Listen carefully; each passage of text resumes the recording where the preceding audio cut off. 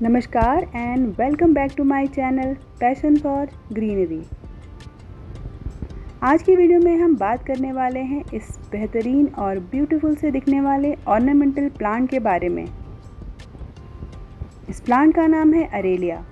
Ornamental plant आजकल के इस मॉडर्न लाइफ स्टाइल का एक बेहतरीन हिस्सा बन चुके हैं और हो भी क्यों ना, ग्रीन ब्यूटीज़ की ऐसी ख़ास बात है कि इसे जहाँ पर भी आप रखते हो आपके आसपास के एनवायरनमेंट को क्लीन, ब्यूटीफुल और बहुत ज़्यादा फ्रेश बनाते हैं।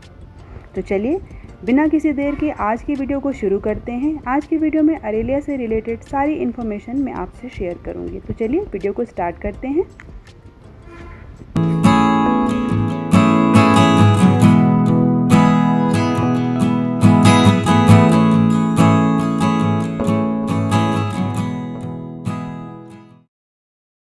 ऑर्नामेंटल और डेकोरेटिव प्लांट, क्या ख़ास बात होती है इनमें?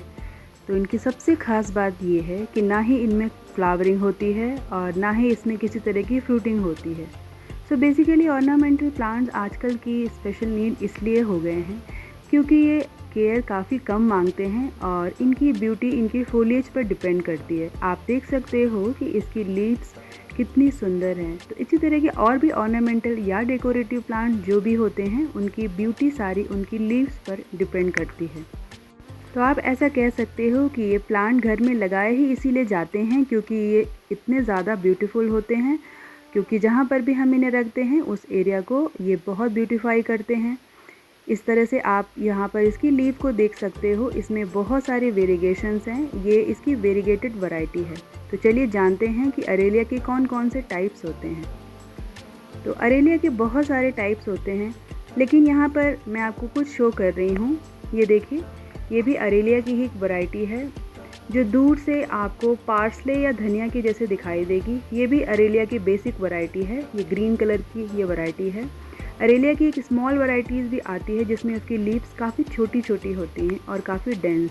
ये बिग लीफ अरेलिया है और आप इसकी लीव्स को देख सकते हो, काफ़ी ओवल शेप में बहुत ही ब्यूटीफुल इसकी लीव्स हैं। इसमें बहुत सारे कलर पैटर्न आपको दिख रहे हैं। White, cream, green and yellow का इसमें कॉम्बिनेशन होता है और ये बहुत ही ब्यूटीफुल लगते हैं। अरेलिया को वैसे तो आमतौर पे बहुत लोग लगाते हैं, लेकिन आज भी अरेलिया को वो पहचान नहीं मिली जिसकी अरेलिया हकदार है। तो आप भी इस प्लांट को अपने घर में जाइए, आप इसे आसानी से नर्सरी से परचेज़ कर सकते हैं। ये बहुत ही कोई महंगा प्लांट नहीं होता है। आमतौर पे नर्सरी में आपको ये आपके एरिया पे वैसे तो डिपेंड करता है, लेकिन ये प्लांट आपको 150 और 120 के अप्रॉक्स आपको आसानी से मिल सकता है और डिफरेंट हाइट के हिसाब से इसके रेट जो वेरी कर सकते हैं। तो आप यहाँ पर ये मेरे प्लांट को देख सकते हो। ये मेरा बहुत पुराना प्लांट नहीं है, लेकिन बहुत नया भी नहीं है। इस प्लांट को मैंने 2 प्लांट खरीदे थे और हर प्लांट की तरह आप अरेलिया को भी बुशी बना सकते हो।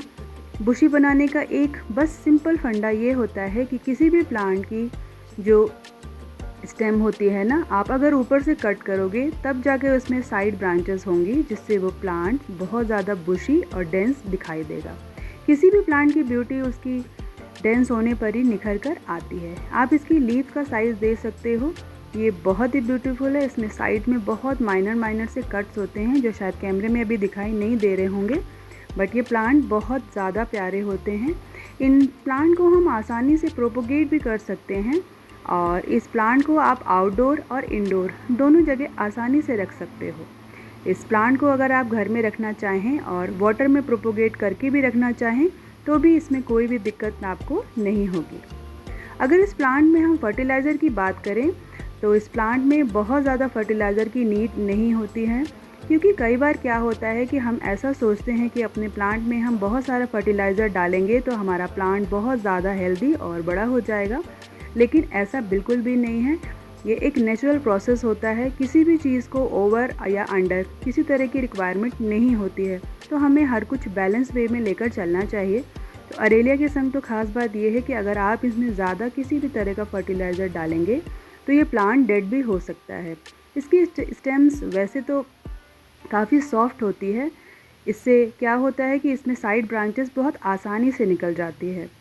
तो आप हमेशा अवॉइड कीजिए। इसमें आप 3 महीने में या 2 महीने में भी अगर फर्टिलाइज़र डाल देंगे तो ये प्लांट बहुत अच्छे से थ्राइव करेगा। ट्राई कीजिए कि अपने प्लांट में हमेशा ऑर्गेनिक फर्टिलाइज़र ही डालें। तो यहाँ पर आप देख सकते हो कि मैंने इस प्लांट की एक स्टेम को कट कर लिया है यहाँ से। एक बात और, अगर आप कोई भी स्टेम को कट करते हैं तो उसे 45 डिग्री के एंगल पर ही कट करें। इससे क्या होता है कि इसकी रूट्स डेवलप होने में प्लांट को बहुत हेल्प मिलती है जब भी आप इसे प्रोपोगेट करते हो।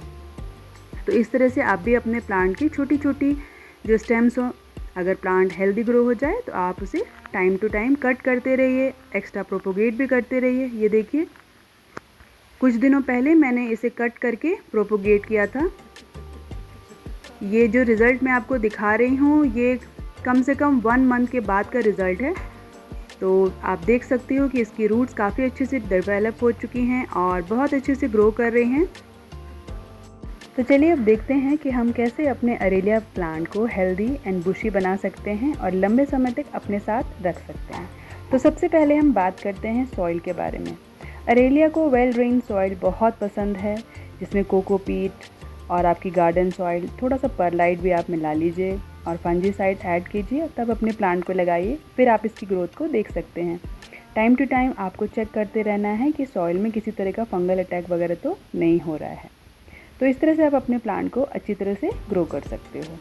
अपने प्लांट को आप टाइम टू टाइम रिपोर्ट भी कर सकते हो। अगर आपको लगे कि आपका प्लांट रिपोर्ट के लायक है, यानी कि अगर उसमें रूट बाउंड हो चुका है, तब अपने प्लांट को आप एक प्लांट को अपने एक पॉट से दूसरे पॉट में ट्रांसफ़र कर सकते हो। बट इस प्रोसेस में आपको 2-3 साल का गैप लग सकता है, क्योंकि ये प्लांट इजी ग्रोइंग प्लांट तो है लेकिन बहुत फास्ट ग्रोथ नहीं करता। तो अगर आप इसे 8 से 10 इंच के कंटेनर में लगाते हैं तो आसानी से ये चलता है और इसमें किसी तरह की रिपोर्टिंग की ज़रूरत नहीं होती है। तो यहाँ पर आप देख सकते हो कि मैंने वेल ड्रेन सॉइल ली है जिसमें मैं अपने प्लांट को लगा रही हूँ। ये मैं अपने सेरेमिक पॉट से अपने प्लांट को निकाल कर मैंने इस नर्सरी पॉट में लगाया है। इसका एक रीज़न है सिर्फ यही, क्योंकि मुझे यहाँ से शिफ्ट होना है तो ये प्लांट मुझे अपने संग ले जाना है। सिर्फ एक 1 एंड ओनली रीज़न यही है। इस प्लांट को मैंने उस पॉट से निकाल कर इस पॉट में लगा दिया। तो चलिए अब बात करते हैं कि कौन सी दूसरी चीज़ है जिससे अपने प्लांट को अच्छी तरह हम ग्रो कर सकते हैं। वो है वाटर। इस प्लांट को ओवर वाटरिंग बिल्कुल भी पसंद नहीं है। अगर आपको लगे कि इसकी टॉप इंच की जो सॉइल है ना आपको ड्राई लग रही है, सिर्फ आप तभी इसमें पानी दीजिए। अगर आप अपने प्लांट को ओवर वाटरिंग करेंगे तो इसकी रूट रॉट का खतरा हो सकता है, यानी कि इसकी रूट्स जो हैं गल सकती हैं और उसके बाद प्लांट तो आपका डेड हो जाएगा। तो आप इसको अवॉइड कीजिए।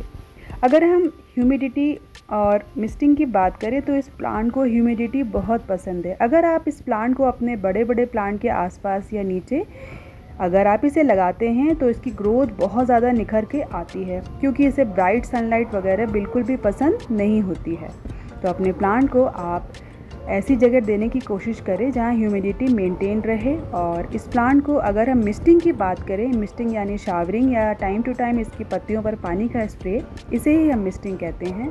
तो ये प्लांट बहुत अच्छी तरह ग्रो करता है और इसकी लीव्स भी बहुत ज़्यादा शाइनी और बहुत ज़्यादा ब्राइट लगती हैं, क्योंकि अगर इसकी लीव्स क्लीन रहेंगी तो प्लांट की ग्रोथ बहुत अच्छी रहेगी। साथ ही साथ इतनी ज़्यादा गर्मी में मिस्टिंग इस प्लांट को पसंद इसलिए है क्योंकि इसकी ग्रोथ में वो बहुत हेल्प करती है। मिस्टिंग से एक फ़ायदा और है कि हमारी लीव्स क्लीन होने से उसके स्टोमेटास यानी कि जो छोटे छोटे रोम्स इसमें होते हैं वो ओपन रहते हैं और हमारे प्लांट आसानी से ब्रीथ कर पाते हैं और फोटोसिंथेसिस भी बहुत इजीली हो जाता है।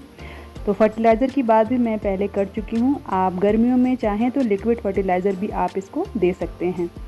तो इस तरह से आप अपने प्लांट को ब्यूटीफुल और हेल्दी बना सकते हैं। तो चलिए अब देखते हैं कुछ ऐसी कॉमन प्रॉब्लम्स जो हमें अरेलिया प्लांट में देखने को मिलती है। तो सबसे पहली प्रॉब्लम होती है इसकी ड्रॉपी लीव्स, यानी कभी कभी आप देखोगे कि लीव्स जो है ना नीचे की तरफ लटक रही होती हैं। बिल्कुल आपको परेशान होने की ज़रूरत नहीं है, ये कभी कभी ओवर वाटरिंग से और कभी कभी अंडर वाटरिंग से भी हो जाती हैं। तो पानी को ध्यान से दें, उसके बाद आपका प्लांट हेल्दी होगा। दूसरी प्रॉब्लम कभी कभी होती है कि आपको येलो लीव्स मिलती है। तो कभी कभी येलो लीव्स जो होती हैं वो प्लांट के मैच्योर होने पर या वो लीफ मैच्योर होने पर हो जाती हैं, बट अगर ज़्यादा हैं तो फिर भी आप ध्यान दीजिए कि कहीं आप अंडर वाटरिंग या ओवर वाटरिंग तो नहीं कर रहे हैं। और अगर लाइट भी कभी कभी बहुत लो लाइट हो तो भी ये प्रॉब्लम हो सकती है। तो इसे पार्शियल सनलाइट दीजिए, बहुत ब्राइट नहीं कि आपने बिल्कुल ओपन में रख दिया, खासकर गर्मियों में, लेकिन हाँ फिर भी इसे धूप पसंद होती है। तो इसका आप ध्यान रखें। अरेलिया को आप लो लाइट में रखना यूजुअली अवॉइड कीजिए। अब तीसरी प्रॉब्लम इसमें आपको देखने को मिल सकती है, वो है पेस्ट अटैक। कभी कभी स्पाइडर माइट्स, कभी कभी मिली बग्स इस पौधे में आपको देखने को मिल सकते हैं। आपको बिल्कुल भी परेशान होने की ज़रूरत नहीं है। इसमें आप किसी भी तरह का इंसेक्टिसाइड या फिर नीम ऑयल का स्प्रे करेंगे तो आपकी ये प्रॉब्लम सॉर्ट आउट हो जाएगी और आपका प्लांट वापस से हेल्दी हो जाएगा। तो ये थी अरेलिया प्लांट से रिलेटेड कुछ इन्फॉर्मेशन। आई होप ये आपके काम आए, जिससे कि आप एक हेल्दी प्लांट को ग्रो कर पाएँ। ऐसे ही और वीडियोस के लिए मेरे चैनल से जुड़े रहें। अगर हो सके तो चैनल को सब्सक्राइब करें और वीडियो अच्छा लगे तो प्लीज़ लाइक करें और अपने फ्रेंड एंड फैमिली से शेयर भी करें। तब तक के लिए अपना खास ध्यान रखें। Take care and keep gardening. Bye bye.